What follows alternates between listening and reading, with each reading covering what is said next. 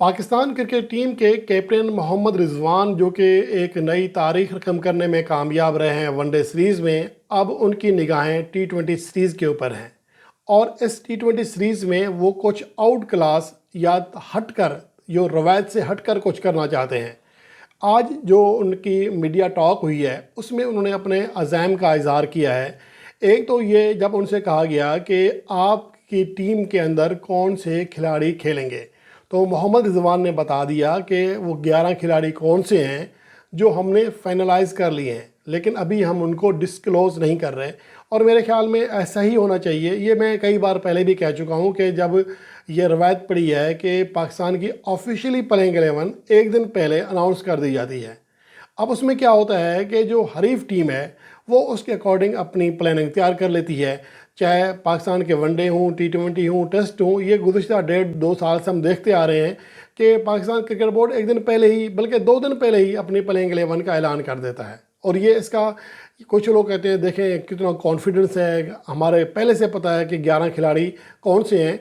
तो ये 11 खिलाड़ी अपने दिमाग में भी रखे जा सकते हैं, अपनी पॉकेट में भी रखे जा सकते हैं। एक फ़हरिस्त बनाकर अपने पास रख लें। लाजमी है कि आप उसका ऐलान करें, अगली टीम को मौका दें कि वो आपके प्लेयर्स के ख़िलाफ़ उस तरह होमवर्क कर ले। सम टाइम ऐसा होता है कि आप ऐसा खिलाड़ी सरप्राइज़ देना चाह रहे होते हैं जो कि आपकी प्लेइंग 11 का या प्लान का हिस्सा नहीं होता, उसके ऊपर हरीफ टीम ने उतना काम नहीं किया होता, लेकिन वही खिलाड़ी आपका ट्रम्प कार्ड साबित होता है। तो ये चीज़ें होती हैं। मेरे ख्याल में ये फ़ैसला बिल्कुल दुरुस्त है। और अगर मोहम्मद रिजवान ये कह रहे हैं कि उन्होंने प्लेइंग 11 सेट कर ली है टीम मैनेजमेंट के साथ मिलकर, अब कौन सी, लेकिन हमें अभी फ़िलहाल बताने की ज़रूरत नहीं है।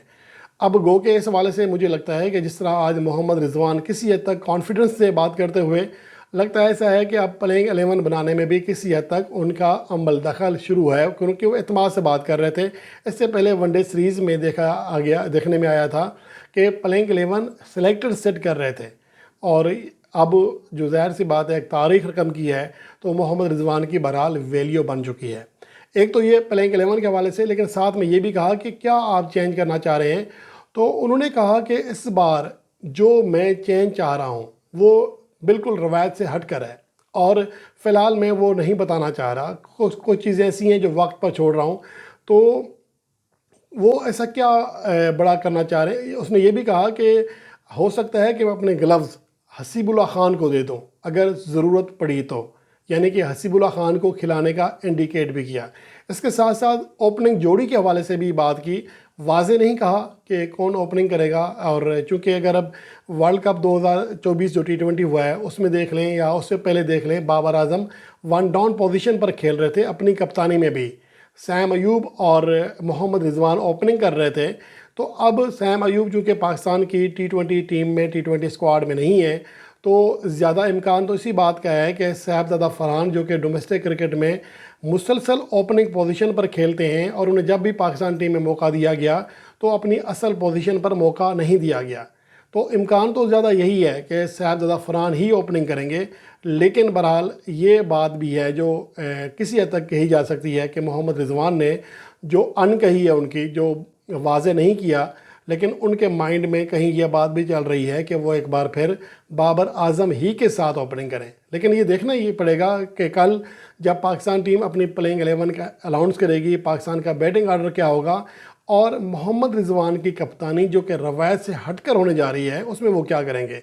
क्या वो अपने किसी टेल एंडर को ऊपर बैटिंग के लिए भेज देंगे, विकेट कीपिंग चेंज करेंगे, बॉलिंग में कोई सरप्राइज़ देंगे। तो ये सारी चीज़ें हमें वेट करनी पड़ेगी। और ये भी हो सकता है कि रिजवान ने ये सारे एक प्रेशर टैक्टिक्स के तौर पर भी कहा हो, क्योंकि बाज़ औक़ात ऐसा होता है कि आप हरीफ टीम के ऊपर प्रेशर भी डालने के लिए ऐसी बात करते हैं।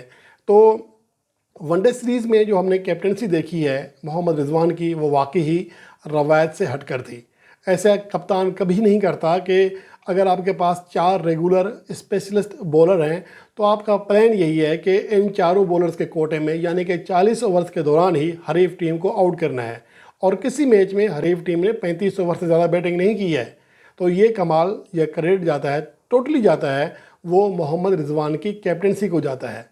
और इसलिए उम्मीद की जा सकती है कि टी20 सीरीज़, जहां पर पाकिस्तान टीम का ऑस्ट्रेलवी सरजमीन पर ट्रैक रिकॉर्ड इंतहाई ज़्यादा भयानक ख़राब है, आज तक पाकिस्तान वहां पर एक भी टी20 मैच मेज़बान टीम के ख़िलाफ़ नहीं जीता। تو اس لیے امید کی جا سکتی ہے کہ اس بار شاید کچھ ایکسٹرا ہو جائے، تاریخ رقم ہو جائے۔ لیکن محمد رضوان نے یہ بھی کانفیڈنس میں کہا، جب اپنی ٹیم سے یہ میڈیا ٹاک کے علاوہ کہا ہے کہ ہمیں بڑا مقصد سامنے رکھنا چاہیے، بجائے اس کے کہ ہم ون ڈے سیریز جیتنے کا جشن مناتے رہیں۔ ہمیں آگے T20 سیریز دیکھنی ہے، اور وہ T20 سیریز میں کلین سویپ کرنے کا مائنڈ بنا رہے ہیں کہ ہم اس حکمت عملی کے ساتھ، اس سوچ کے ساتھ جائیں کہ اس سیریز میں ہم نے کلین سویپ کرنا ہے اور ایک تاریخ رقم کرنی ہے، اور دنیا کو دکھانا ہے کہ ہماری اہلیت کیا ہے۔ ہم نے چھوٹے چھوٹے گول نہیں رکھنے، بلکہ ہم نے ICC چیمپئن ٹرافی بھی جیتنی ہے، اولمپک میں جو گولڈ میڈل ہے وہ بھی جیتنا ہے، اور اس طرح کے جتنے بڑے ایونٹس آتے ہیں اس میں ہم نے ٹائٹل جیتنا ہے۔ یہ محمد رضوان کا ایم ہے۔ ہماری دعا ہے کہ محمد رضوان اپنے مقاصد میں، اپنے عزم میں کامیاب ہوں۔ ہماری دعائیں ان کے ساتھ ہیں۔ انہوں نے کہا بھی ہے کہ آپ دعائیں کرنا کم نہ کریں، اور ہم اپنی کوشش کرنا کم نہیں کریں گے۔ امید ہے کہ ہماری دعائیں اور ٹیم کی کوششیں رنگ لائیں گی، اور پاکستان ون ڈے کی طرح T20 سیریز میں بھی آسٹریلوی سرزمین پر اس بار تاریخ رقم کرنے میں کامیاب ہو جائے گی۔